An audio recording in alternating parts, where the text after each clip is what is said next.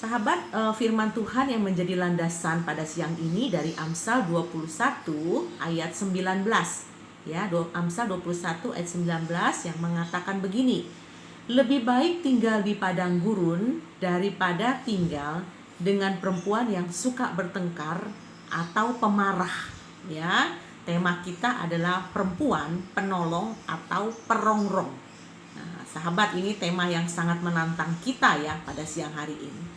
Sahabat, di dalam kitab Kejadian, ya, Kejadian pasal 1 itu ditulis tentang awal sejarah manusia, bagaimana Allah menciptakan manusia, ya, menciptakan alam semesta dan menciptakan manusia, yaitu laki-laki dan perempuan, ya. Tuhan menciptakan laki-laki dan perempuan. Maka itu di dalam Kejadian pasal 1 ayat 26, ya, Allah pencipta langit dan bumi berkata, marilah kita menjadikan manusia menurut gambar dan rupa kita. Ya, ayat 27 dikatakan menurut gambar dan rupa diciptakannya laki-laki dan perempuan, ya. Jadi menurut gambar dan rupa itu disebut imago Dei, ya. Jadi mirip, serupa dengan Allah, tetapi bukan Allah, ya. Maka itu di mana kita bisa melihat kita itu imago Dei, serupa dengan Allah, mirip dengan Allah. Yaitu pertama, Allah memberikan kita itu akal pikiran, ya. Pikiran kita bisa berpikir, kita bisa berlogika, kita bisa menghitung, kita bisa menganalisa. Itu adalah akal pikiran. Manusia tertinggi, makhluk lain tidak punya, ya. Binatang, tumbuh-tumbuhan, ciptaan lain, ya, seperti burung di udara atau segala macam, mereka tidak punya akal budi, akal untuk berpikir. Kemudian manusia diberikan apa selain akal pikiran, yaitu yang kedua adalah perasaan, ya, perasaan cemburu, perasaan marah, perasaan benci, perasaan cinta, ya, itu perasaan. Dan yang ketiga, Allah menciptakan manusia itu pertama akal pikiran, yang kedua punya perasaan, yang ketiga yaitu punya kehendak. Bagaimana manusia bisa memilih, memutuskan, ya, untuk mengambil sebuah langkah, tindakan, itu manusia diciptakan oleh Allah, maka disebut dengan imago Dei. Nah, Allah menciptakan kita, menciptakan ciptaan yang ada ini dari yang tidak ada menjadi ada. Ya, itu luar biasa. Itu disebut creatio ex nihilo, menciptakan dari yang tidak ada menjadi ada. Beda loh dengan kita. Kita itu menciptakan dari yang ada menjadi sesuatu yang lebih kreatif, ya, sesuatu yang lebih indah gitu, ya, sesuatu yang berbentuk, ya, dari yang ada.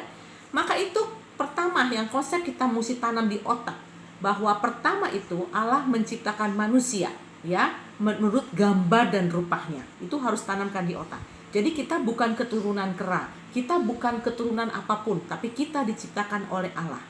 Yang kedua, yang kita harus ingat di dalam otak kita, waktu proses penciptaan manusia, ya, Allah itu menghembuskan nafas hidupnya ke hidung manusia, ya. Jadi Allah menghembuskan nafas hidupnya ke hidungnya manusia.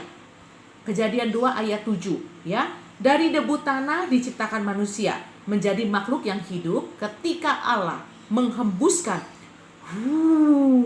ya, napas hidupnya ke hidung manusia, dan manusia itu bernapas.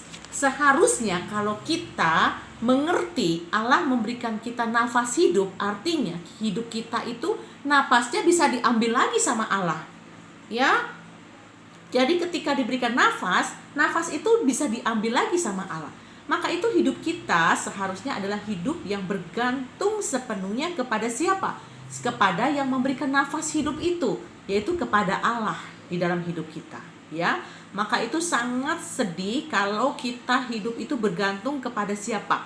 Kepada diri kita sendiri, ya, karena kita ini nggak bisa bergantung sama diri sendiri, ya, tetapi bergantung kepada Allah. Kita adalah milik Allah. Lalu bagaimana dengan perempuan? Nah, pertanyaannya, tadi kan manusia diciptakan, sekarang perempuan nih, ya. Ayat 18 pasal 2 ayat 18 Kejadian dikatakan begini. Tidak baik kalau manusia itu seorang diri saja. Maka itu Allah menjadikan penolong yang sepadan dengan dia. Nah, maka itu terjadilah proses seleksi Siapa itu penolong yang sepadan dengan manusia itu?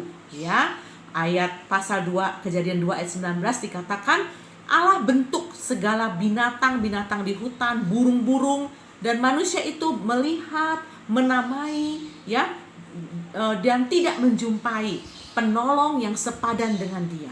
Maka itu ayat 21 dikatakan Allah membuat manusia itu tidur nyenyak.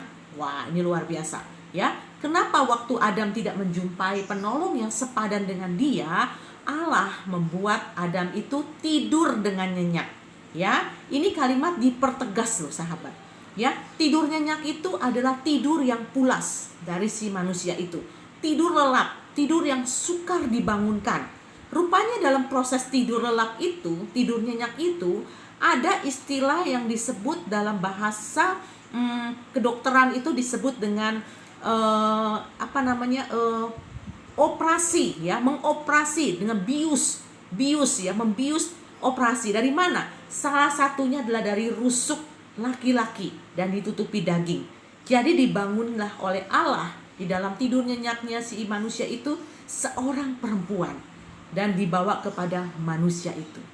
Luar biasa loh ya, proses Allah menciptakan kita itu luar biasa. Kejadian 2 ayat 23 dikatakan, lalu bagaimana reaksi manusia itu ketika dia bangun dari tidur lelap itu? Ya, dari kesadaran dia ketika tanda kutip dibius oleh Allah ya, untuk dilakukan sebuah operasi atau apa reaksi dia ketika dia buka mata. Dalam Kejadian 2 ayat 23 reaksinya adalah manusia itu berkata, inilah tulang dari tulangku dan daging dari dagingku. Karena dia diambil dari laki-laki ya. Jadi terlihat sekali bagaimana waktu Adam melihat seorang perempuan pendamping, dia menamai orang itu, perempuan itu siapa namanya? Hawa. Hawa itu artinya adalah ibu dari yang hidup ya, Kejadian 3 ayat 20. Jadi kita ini adalah perempuan ya, ibu dari yang hidup ya. Nah, tulang rusuk itu diciptakan oleh Allah untuk kita perempuan. Itu bentuknya panjang ya, tulang yang membentuk di rongga-rongga rusuk, gunanya untuk melindungi dada kita, paru-paru, jantung, hati, dan organ tubuh yang lainnya. Lalu di sini dipakai kata penolong ya sahabat ya, penolong dan perongrong. Wah, ini perempuan tadi. Sekarang dipakai kata penolong. Ya, tadi perempuan kita udah belajar diciptakan oleh Allah dari tulang rusuk ya. Dan waktu Adam tidur dan kita belajar tadi. Sekarang kata penolong, saya mau angkat kata penolong. Penolong itu apa artinya? Ya, ada yang berkata begini, penolong itu harus lebih kuat dari yang ditolong. Ya, kan maka dipakai kata ezer. Ya, nah, tetapi ayat ini sebenarnya bukan menunjukkan yang ditolong tidak punya kekuatan, ya, sehingga dia butuh penolong yang kuat. Nah, kalau kata ini benar dipakai ya, penolong itu harus lebih kuat dari yang ditolong, ya itu bisa aja. Tetapi ingat ada kata sepadan loh. Jadi bukan penolong yang lebih kuat. Akhirnya penolongnya bisa terjebak di dalam kesombongan. Ya, ini nggak boleh, kesombongan, karena dia merasa dirinya kuat. Orang yang ditolong bergantung sama dia. Wah, ini salah. Ya, bukan bergantungnya sama Tuhan, tapi bergantungnya sama dia. Padahal pemberi nafas hidup bukan kita loh, Tuhan kepada manusia Adam, dan kita diciptakan dari tulang rusuknya Adam ya. Maka itu penolong yang dimaksud di sini artinya bukan kita lebih kuat sehingga kita itu diciptakan lebih superior, nggak bisa ya. Penolong itu adalah adanya sepadan ya, ditambah dengan kata kenekdo, sepadan. Artinya penolong yang sejajar ya, penolong yang punya kekuatan yang cukup sehingga dia bisa tetap sejajar dengan ciptaan yaitu Adam ya.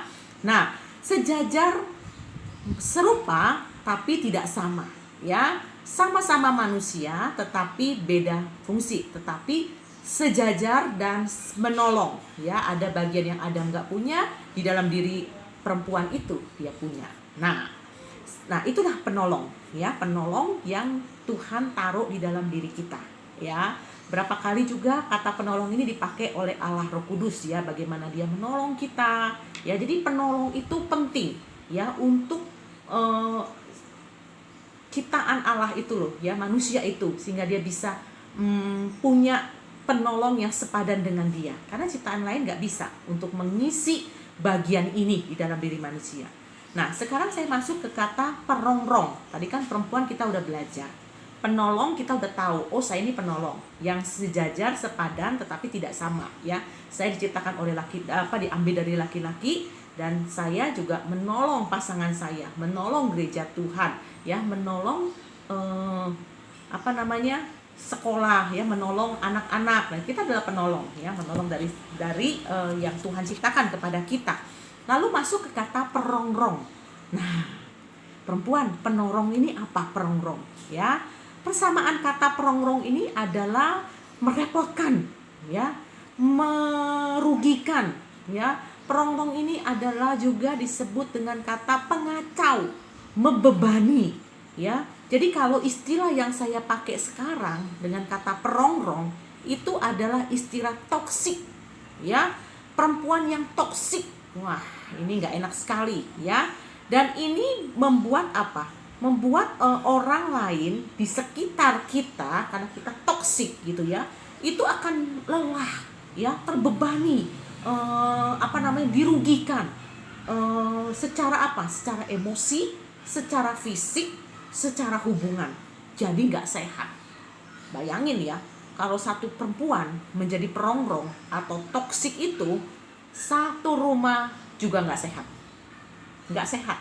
Anak-anak tumbuh nggak sehat, pasangan hidup nggak sehat, lelah ya, capek.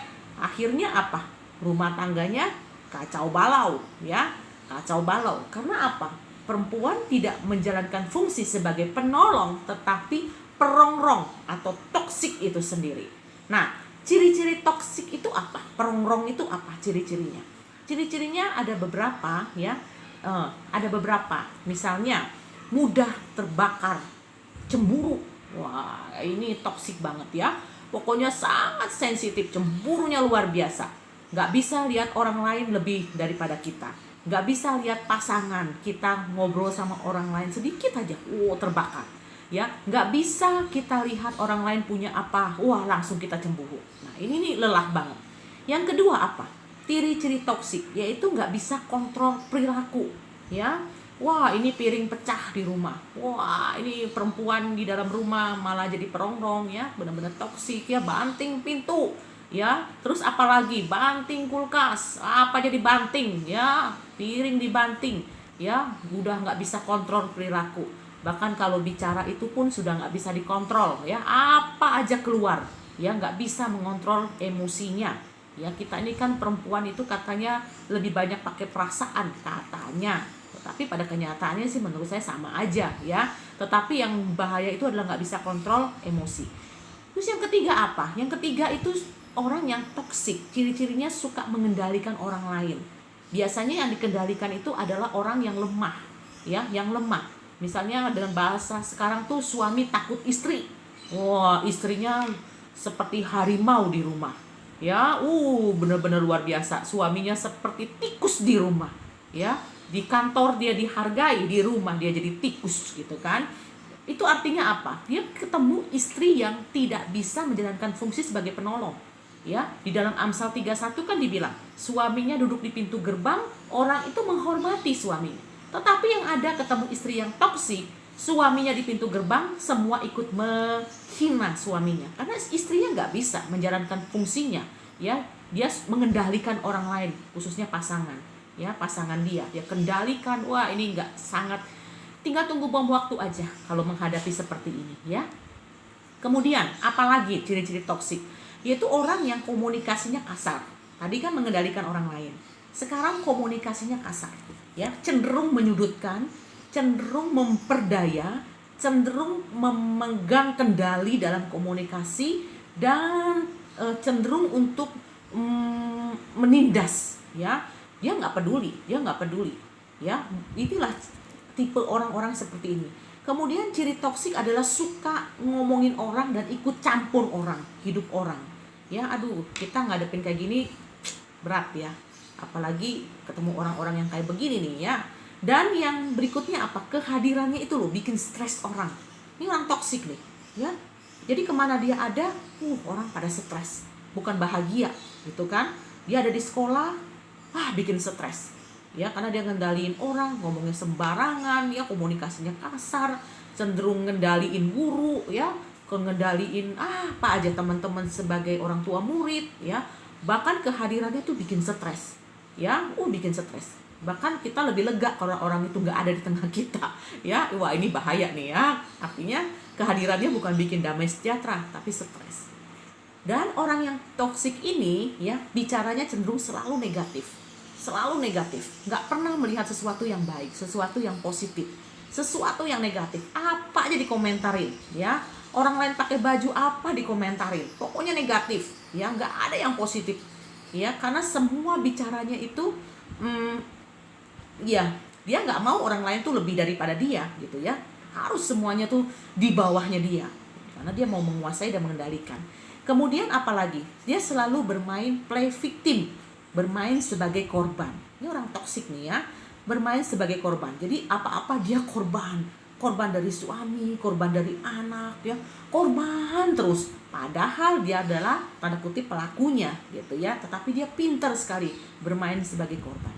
Nah, kalau orang-orang seperti ini, sahabat, ini bisa rusakin mental, bisa rusakin emosi orang lain, bisa rusakin hubungan, ya, dan secara fisik juga bisa dihubungin. Jadi jangan semua apa-apa kita marah sama Tuhan, ya. Jangan-jangan orang toksik ini juga ada di sekitar kita, gitu ya, dan kita tuh ada di situ.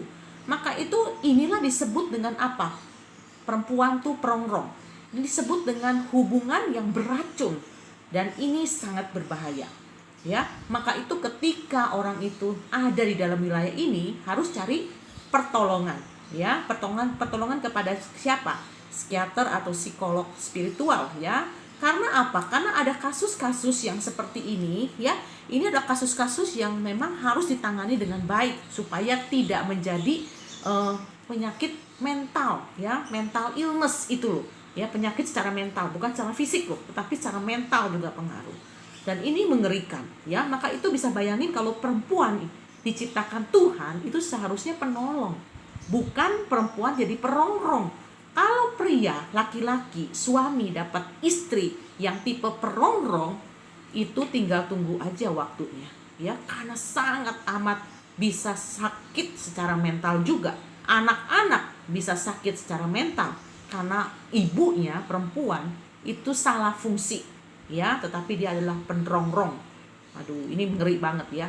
Ketika ibu ada di rumah seharusnya membawa damai, tapi malah membawa bencana bagi suami dan anak, ya. Maka Amsal 21 ayat 19 bilang begini, sahabat. Lebih baik tinggal di padang gurun daripada tinggal dengan perempuan yang suka bertengkar dan pemarah. Ya. Ini dipakai kata gini, dipakai kata perempuan, ya. Perempuan ada dua pilihan. Nah, perempuan ini adalah perempuan yang suka bertengkar. Berarti kata suka itu sering, suka banget. Hobi bukan sering, hobinya bertengkar. Apa-apa aja bertengkar. Semua bertengkar, dari buka mata sampai tutup mata bertengkar isinya, ya. Dan perempuan yang pemarah, ya. Kalau kita datang sebulan sekali, ya memang hormon tuh kadang suka up and down, ya. Kita bisa ngerti. Tetapi ini bukannya itu, ya. Dia nggak bisa kontrol emosi dan suka marah, ya. Suka marah, suka bertengkar, ya. Dan ini pertengkaran yang sangat melelahkan. Dan dalam suasana rumah tangga, kalau ada perempuan yang suka marah dan suka bertengkar, sama tetangga bertengkar, di sekolah sama orang tua murid bertengkar, di gereja bertengkar, di rumah bertengkar, sama piaraan binatang, misalnya piara kucing, apa juga bertengkar. Wah, ini suasana jadi nggak enak sekali, ya. Maka firman Tuhan Amsal 21 bilang begini, lebih baik tinggal di padang gurun. Ya, lebih baik kamu tinggal di padang gurun. Nah, padang gurun itu apa? Padang gurun itu adalah tempat di mana bangsa Israel keluar dari Mesir dan mereka harus ada di padang gurun sebelum masuk ke tanah perjanjian. Ya, padang gurun itu tandus, ya, berat gitu kan.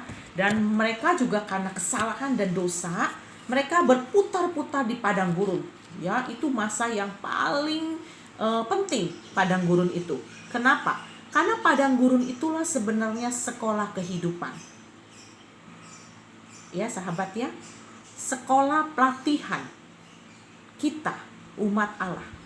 Karena waktu di Mesir, aturan, peraturan, ajaran itu dari Mesir.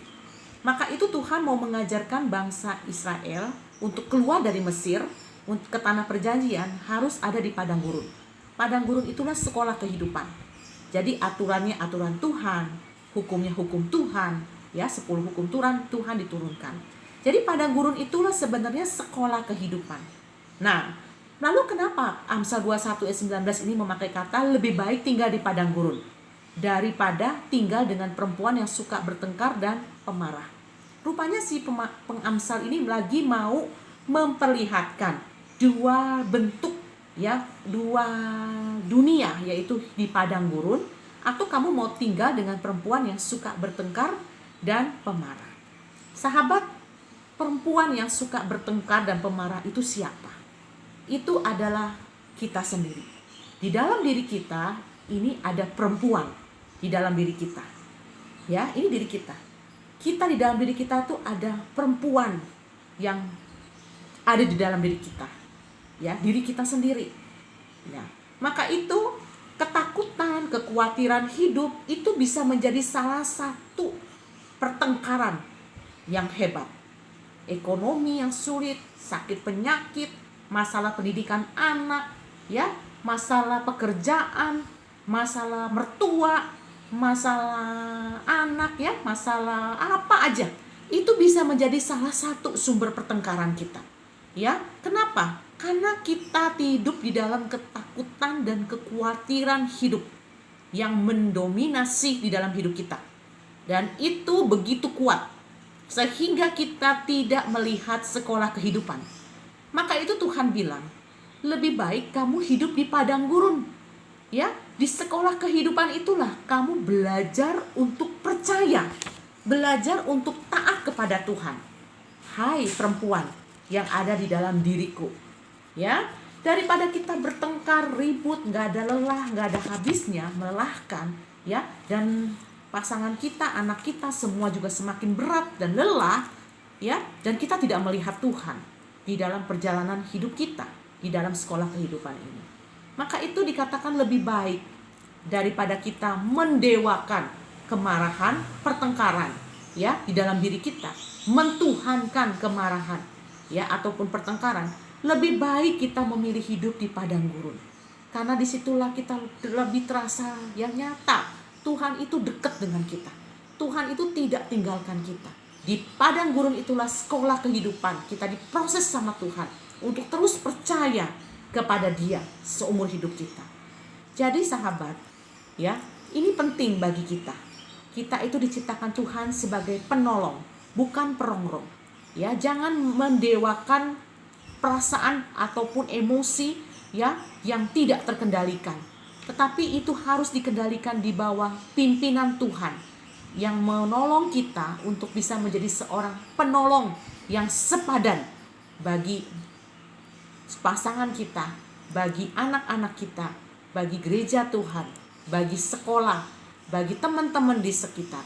Ya, karena apa? Karena justru di dalam diam tenang, ya, disitulah letak kekuatan kita. Ya, di dalam kita berdoa kepada Allah dengan kata-kata yang tak dapat terucapkan, disitulah kita mendapatkan kekuatan dari Allah. Sahabat, hidup ini susah, bukan hanya sahabat loh. Kita semua mengalami masa yang sama, ya. Masa pandemi ini 2 tahun itu melulu letakkan, ya, semua apapun yang ada di dalam diri kita. Tetapi sekolah kehidupan itu gak pernah berhenti dalam diri kita ketika Allah izinkan kita harus ada di padang gurun. Justru disitulah kesempatan bagi kita perempuan, bukan mendewakan, menomorsatukan pertengkaran, kemarahan, ya, yang akhirnya melelahkan rumah tangga bisa berada dalam puncak yang begitu berat. Lebih baik kita memakai waktu yang ada itu untuk diam di hadapan Allah, ya, tinggal di padang gurun, ya, berharap sepenuhnya kepada Allah yang memberikan saya nafas kehidupan ini. Ya, hidup di dunia ini sebentar loh sahabat. Kita nggak pernah bisa tahu loh, besok apakah kita masih hidup. Nggak tahu. Kita nggak usah berpikir 10 tahun lagi, 30 tahun lagi. Nanti malam pun kita nggak tahu apakah saya masih hidup atau enggak. Kan sayang sekali waktu yang singkat itu kita nggak pakai untuk benar-benar mengenal siapa Allah kita. Dan kita tidak memakai waktu kita itu untuk memberikan suasana rumah tangga yang kondusif, yang baik kepada pasangan dan kepada anak-anak. Kita juga nggak pernah tahu loh, pasangan kita akan berpulang, ya, nafas hidupnya akan diambil lagi sama Tuhan. Kita nggak pernah tahu, ya. Saya menulis sebuah quotes, sahabat. Saya menulis sebuah quotes. Begini quotes saya: kita baru bisa merasakan arti kehilangan pada waktu dia sudah tidak ada. Betul. Selama dia masih ada, mungkin kita bisa menganggap dia sepi. Ya, kita masih hidup di dalam kemarahan, rasa tidak puas, ekspektasi yang tinggi. Kita dibesarkan oleh ayah mungkin yang galak, ya, ayah yang kita dituntut serba bisa. Tapi kita nggak pernah tahu, ya, bahwa kita menikah itu bukan sama ayah, tetapi sekarang dengan pasangan. Kita nggak pernah tahu arti kehilangan sampai dia sudah tidak ada di sisi kita. Maka itu sahabat, kalau hari ini Tuhan memberikan kita pasangan hidup, anak-anak, itu anugerah. Di IC Trifilia kami ada sahabat yang kehilangan suami dan anak dalam sebuah kejadian seperti mimpi buruk. Apa itu? Mereka lagi naik mobil, tiba-tiba mobilnya tabrakan dengan kereta api. Dan itu pasangan anaknya meninggal setempat. Di rumah duka kami melihat 2 peti mati, suami dan anak yang sudah remaja. Dan hari ini ibunya ada bersama dengan kami. Dan masa kehilangan sangat berat. Ibu ini mencintai suami dan anak, tetapi ya memang hidup kita nggak ada yang tahu. Sahabat, inilah sekolah kehidupan. Kita diingatkan kembali pada hari ini. Apa sih yang sedang kita perjuangkan?